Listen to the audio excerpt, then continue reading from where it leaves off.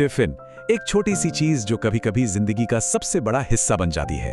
आज की कहानी उसी रोजाना की रस्म के बारे में है जिसने धीरे धीरे सब कुछ बदल दिया। पिछली बार याद है कितनी हिम्मत जुटानी पड़ी थी उसका टिफिन मांगने के लिए, पर अब वो झिझक बीती बात हो चुकी थी। उस हिम्मत की जगह अब कुछ और ले रहा था, कुछ नया, कुछ अलग। अगले दिन जैसे ही इंटरवल की घंटी बजी, वो फिर दिवी के पास गया, पर इस बार चाल में कोई हिचकिचाहट नहीं थी। एक अलग ही कॉन्फिडेंस था, जैसे वो किसी हक से जा रहा हो। और आज टिफिन में क्या था? आलू की सब्जी और पराठा। और स्वाद? अरे अच्छा था। नहीं, सच कहूं तो बहुत ही अच्छा था। कभी कभी सबसे सादा खाना ही सबसे यादगार बन जाता है ना? पर ये जो कनेक्शन बन रहा था वो सिर्फ खाने का नहीं था, ये तो खामोशी में पनप रहा था, क्योंकि दिवी वो ज्यादा बोलने वालों में से थी ही नहीं। उसकी तरफ से ज्यादा सुनने को मिलता था तो बस इतना, ये लो, खा लो, बस ये 4 शब्द। लेकिन कभी कभी कुछ कहानियों के लिए इतने शब्द ही काफी होते हैं। असल में बात शब्दों की थी ही नहीं, बात थी उसके कहने के अंदाज की।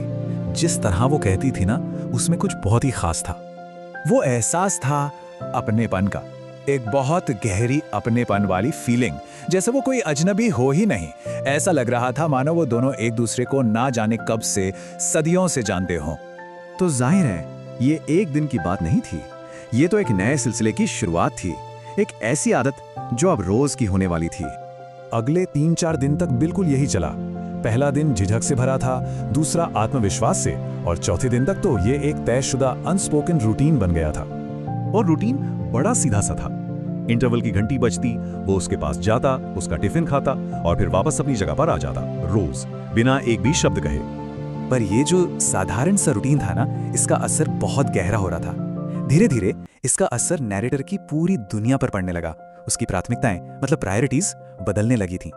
अब स्कूल में इंटरवल का इंतजार होने लगा था, दिन का सबसे जरूरी हिस्सा। पढ़ाई के घंटे नहीं, बल्कि वो कुछ मिनट बन गए थे। और इसका सीधा असर कहां पड़ा? जाहिर है, पढ़ाई पर। क्लास में ध्यान कम लगने लगा था, क्योंकि अब सारा का सारा ध्यान तो दिवी पर जो था। हाल कुछ ऐसा हो गया था कि उसके दिन का एक बहुत बड़ा हिस्सा अब सिर्फ दिवी और इंटरवल के ख्यालों में ही बीत रहा था। पढ़ाई के लिए बस थोड़ा बहुत ही ध्यान बचता था। तो आखिर में यह समझना जरूरी है कि टिफिन अब सिर्फ खाने की चीज नहीं रह गया था। वो तो बस एक बहाना था। असल बात तो दिवी थी। लेकिन यहाँ एक बहुत बड़ा सवाल खड़ा होता है। ये सब कुछ, ये सारे एहसास, ये तो नैरेटर के मन में चल रहे थे, पर क्या दिवी भी ऐसा ही कुछ महसूस करती है? इस सवाल का जवाब वो हमें अगले हिस्से में ही मिलेगा।